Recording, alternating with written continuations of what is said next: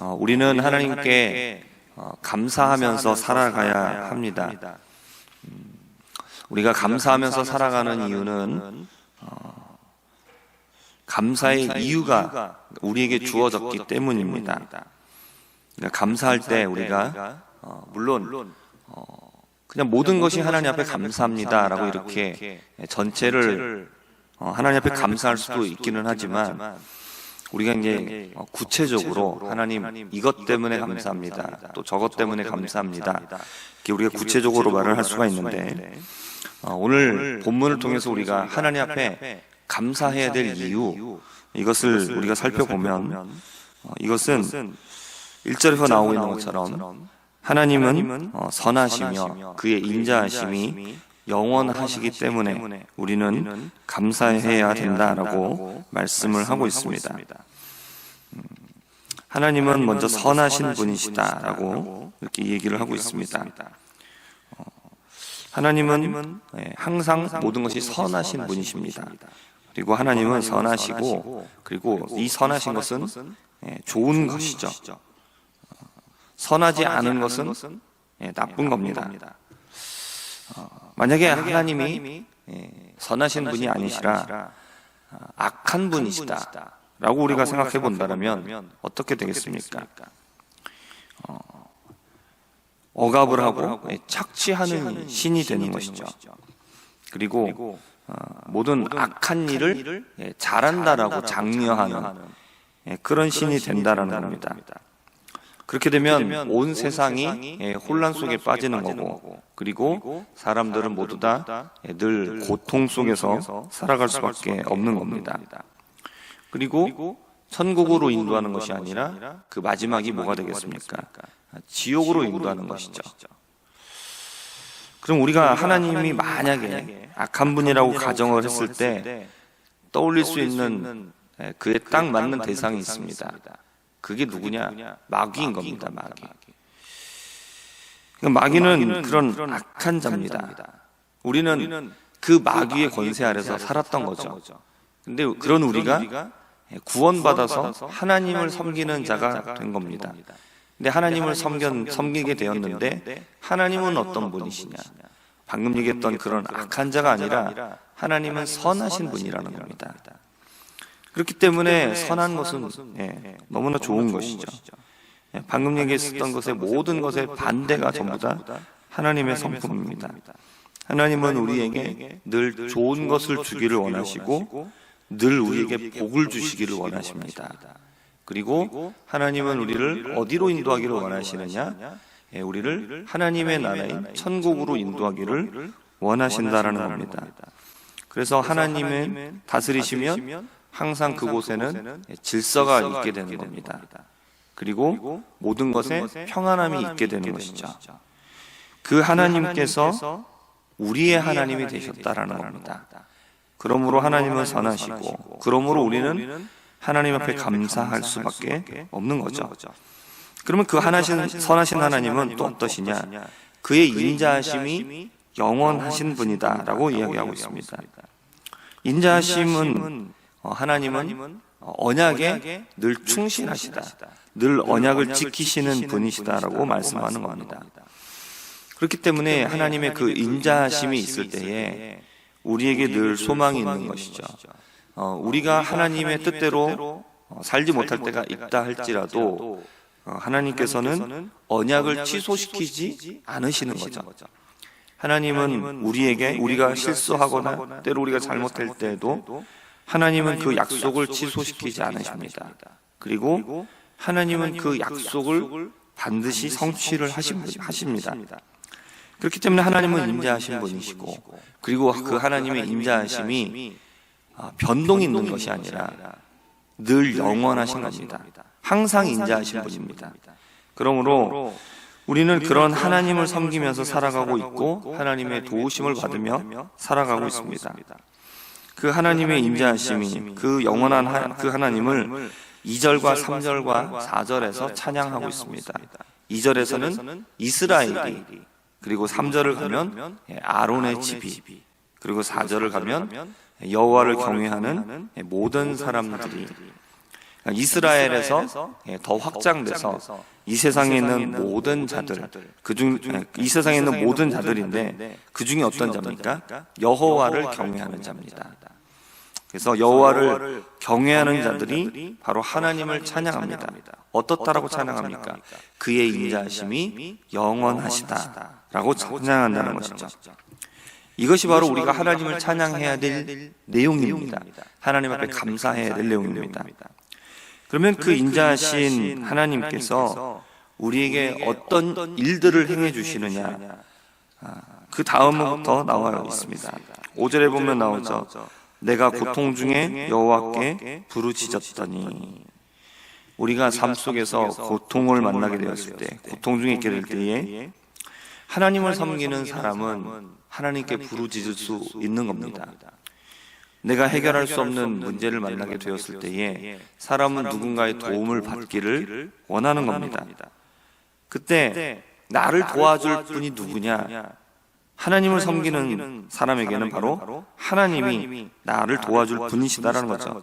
그래서 하나님 앞에 부르짖었습니다. 어떻게 됐습니까? 5절 뒷부분을 보면 여호와께서 응답하셨다라는 겁니다. 우리의 기도를 들으시고 응답해 주십니다. 그리고 나서 그 어떻게 되느냐? 나를 넓은 곳에 세우셨도다. 우리가 답답한 문제를 만났다라고 얘기하죠. 그 문제가, 그 어려움이 너무나 크기 때문에 나를 둘러싸고, 그리고 내가 그것 때문에 어떻게 할 수가 없어서 마음 가운데 답답함을 느낍니다. 근데 하나님 앞에 부르짖으면 어떻게 됩니까? 나를 넓은 곳에 세워주시죠. 탁 트인 넓은 곳에 세우셨다라는 얘기는 무슨 얘기가 되겠습니까? 그 문제를 하나님이 해결해 주셨다라는 것입니다. 우리가 하나님 앞에 부르짖으면 하나님이 우리의 문제를 들으시고 응답하셔서 우리를 넓은 곳에 세워주십니다. 답답했던 우리의 마음이 탁 트인 넓은 곳에 있는 것처럼 하나님께서 문제를 해결하여 주셨기 때문에 우리의 마음이 더 이상 답답함을 느끼지 않게 되는 것이죠. 여호와는 내 편이시라고 말합니다. 그렇기 때문에 내가 두려워하지 않는 겁니다. 하나님이 나를 도와주시기 때문에, 내 편이 되어주시기 때문에 우리가 두려워하지 않을 수 있는 겁니다. 그러므로 6절에서 말합니다. 사람이 내게 어찌할까? 우리가 이 세상에서 당하는 문제는 전부 다 이 세상에 관련되어 있는 문제들입니다. 그렇기 때문에 사람이 내게 어찌할까? 얘기가 무슨 얘기겠습니까? 이 세상에서 있는 여러 가지 많은 문제들, 그런 것들이 나를 해할 수 없다는 것이죠. 여호와께서 나의 편이 되신다라고 7절에서도 반복해서 얘기하고 있습니다. 그리고 하나님은 내 편이 되셔서 내 문제를 해결해 주시고 이것으로 끝이는 게 아니라 나를 그 문제를 가지고 괴롭혔던 자들, 내 원수들이죠. 나를 미워하는 사람들입니다. 그들에게 어떻게 해주시느냐? 보응하신다라고 말합니다. 갚아주신다라는 것이죠. 하나님께서 그 원수들에게 그것을 갚아주시는 이유는 무엇 때문에 그렇습니까? 하나님의 백성, 하나님의 자녀에게 고난과 고통을 주었기 때문인 것이죠. 그러므로 말합니다. 9절, 8절과 9절에서 반복해서 말하죠. 여호와께 피한다라고 말합니다. 여호와께 피하는 것이 사람을 신뢰하는 것보다 낫고 여호와께 피하는 것이 고관들을 신뢰하는 것보다 낫도다. 사람으로부터 사람과의 관계에서 이 세상에서 어려움을 당하게 되면 도움을 요청할 때에 세상의 사람들은 누구를 의지합니까? 사람을 의지합니다.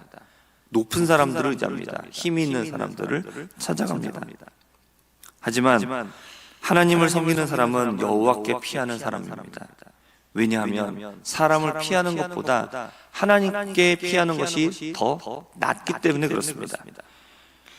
10절과 11절과 12절에서는 또 3번 반복하여 같은 내용이 말합니다. 문 나라가 나를 애워싼다라는 거죠. 11절을 보면 그들이 나를 애워싸고 또 애워쌉니다. 겹겹이 애워싸는 겁니다. 12절에 보면 벌들처럼 나를 애워싼다. 벌들이 때를 지어서 쫓아다니는 것처럼 그렇게 애워싼다는 것이죠. 이런 문제를 만나면 누구라도 답답할 수밖에 없고 낭망할 수밖에 없습니다. 하지만 앞에서도 얘기했던 것처럼 오늘 시를 쓴 사람은 나는 여호와께 피했다는 거죠. 그렇기 때문에 이들이 나를 애워싸고 벌들과 같이 나를 떼를 지어서 나를 무너뜨리려고 하지만, 그러나 다 어떻게 됩니까? 애워싼 것을 끊어버리게 된다는 겁니다. 무엇으로 되느냐? 여호와의 이름으로 가능하다라는 것이죠. 여호와 이름으로 그 모든 것들을 애워싼 것을 끊을 수 있다라고 말합니다. 그리고 13절에는 말하죠. 너는 나를 밀쳐 넘어뜨리려 하였으나 여호와께서는 나를 도우셨도다. 세상을 살아가는 동안에 성도가 이 세상을 살 때에 나를 무너지게 하려는 대적들을 만나게 됩니다.